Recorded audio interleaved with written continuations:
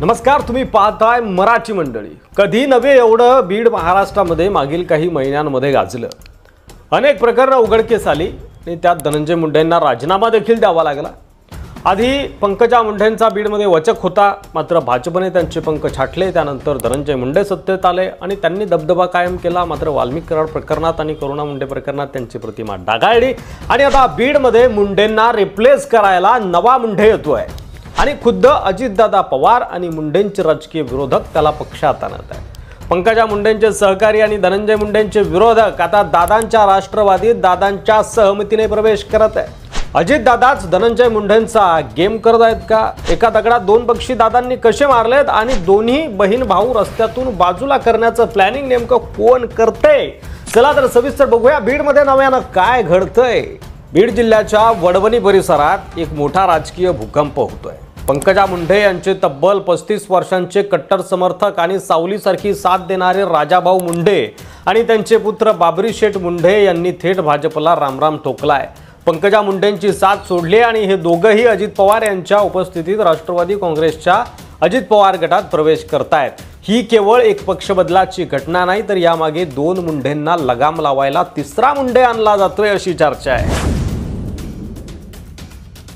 राजाभाऊ मुंडे हे दिवंगत गोपीनाथ मुंडे यांचे खंदे सहकारी मानले जात होते। गोपीनाथ मुंडेंच्या निधनानंतर ते पंकजा मुंडेंच्या खूप जवळचे झाले, परंतु आज हेच राजाभाऊ आणि त्यांचा मुलगा बाबरी मुंडे भाजप सोडून राष्ट्रवादीच्या अजित पवार गटात सामील होत आहेत। हे स्पष्ट दर्शवतं की पंकजा मुंडे यांचं आता भाजपात वजन राहिलं नाही। आधी कल्याण आखाडे दुरावले, मग महादेव जानकर दुरावले, आता राजाभाऊ दुरावले। जवळचे काही विश्वासू नेते पंकजाताईंना सोडत आहेत।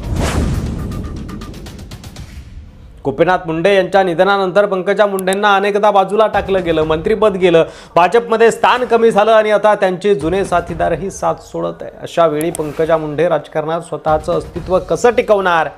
त्यांच्या नेतृत्व क्षमतेवर मोठं प्रश्नचिन्ह उभं राहतंय। सगळीकडून त्यांना चक्रव्यूहात अडकवलं जातंय। तर दुसरीकडे राजाभाऊ आणि बाबरी मुंडे हे वडवणी आणि माजलगाव परिसरात एक मजबूत जनाधार असलेले नेते आहेत। त्यांच्या बंडामुळं भाजपला स्थानिक स्वराज्य संस्थांच्या निवडणुकीत मोठा फटका बसण्याची शक्यता आहे। पंकजा मुंडे यांचा गड म्हणून ओळखल्या जाणाऱ्या वडवणीमध्ये आता राष्ट्रवादीचा झेंडा फडकू शकतो। पण या संपूर्ण घडामोडींमध्ये अजून एक चर्चेचा विषय म्हणजे बॅनरबाजी। वडवणीमधील बॅनरवरून धनंजय मुंडे यांचा फोटो गायब आहे।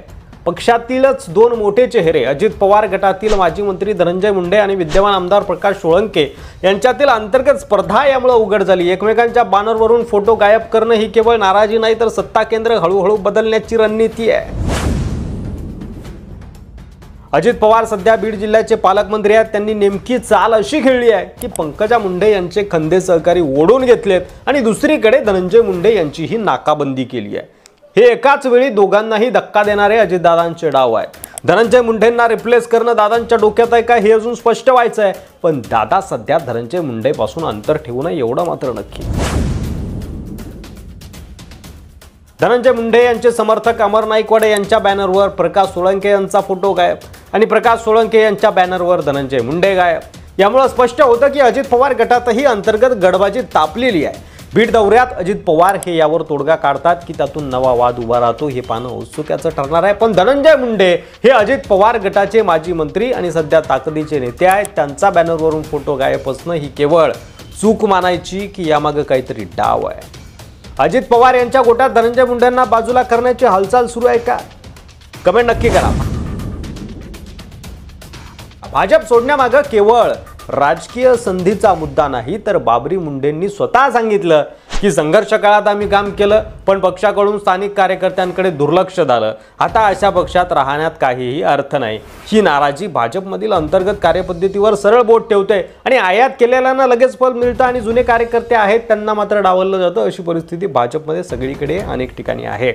राजाभाऊ आणि बाबरी मुंडेंच्या प्रवेशामुळे राष्ट्रवादी अजित पवार गटाची ताकद निश्चितच वडवणी, माजलगाव आणि बीडमध्ये वाढली आहे। आगामी ग्रामपंचायत, नगरपंचायत आणि विधानसभेच्या निवडणुकीत त्यांचा थेट फायदा प्रकाश सोळंके यांना होऊ शकतो, राष्ट्रवादीला होऊ शकतो। अजित पवार हे दोन्ही मुंडे पंकजा आणि धनंजय यांना साइडलाईन करून बीडमध्ये स्वतःचा पक्ष मजबूत करण्याच्या वाटेवर आहेत। सोबतच बीडमध्ये तिसरं सत्ता केंद्र असावं असा देखील डाव अजितदादांच्या डोक्यात असू शकतो। बीड जिल्ह्यातील सध्याची राजकीय परिस्थिती पाहता हे स्पष्ट होतं की आता इथं भाजप विरुद्ध राष्ट्रवादी नाही तर मुंडे विरुद्ध मुंडे असा नवा सामना सुरू होतोय। एकीकडे पंकजा मुंडेंना राजाभाऊंनी धक्का दिलाय तर दुसरीकडे धनंजय मुंडेंना राष्ट्रवादीत एकटं पाडलं जात आहे। यावर तुम्हाला काय वाटतंय? अजितदादांनी एकाच दगडात दोन पक्षी मारलेत का? अर्थात पंकजा मुंडे आणि धनंजय मुंडे यांची नाकाबंदी अजितदादांनी केली आहे का? आणि तिसरं सत्ता केंद्र निर्माण करण्यासाठी मुंडे विरुद्ध मुंडे मैदानात दादांनी उतरवलाय का? तुमचं मत कमेंट बॉक्समध्ये लिहायला विसरू नका। मराठी मंडळीवर नवीन असाल तर सबस्क्राईब करा, व्हिडिओ आवडला असेल तर शेअर करायला विसरू नका। पुन्हा भेटू पुढच्या व्हिडिओमध्ये, तोपर्यंत रजा घेतो। धन्यवाद। जय महाराष्ट्र।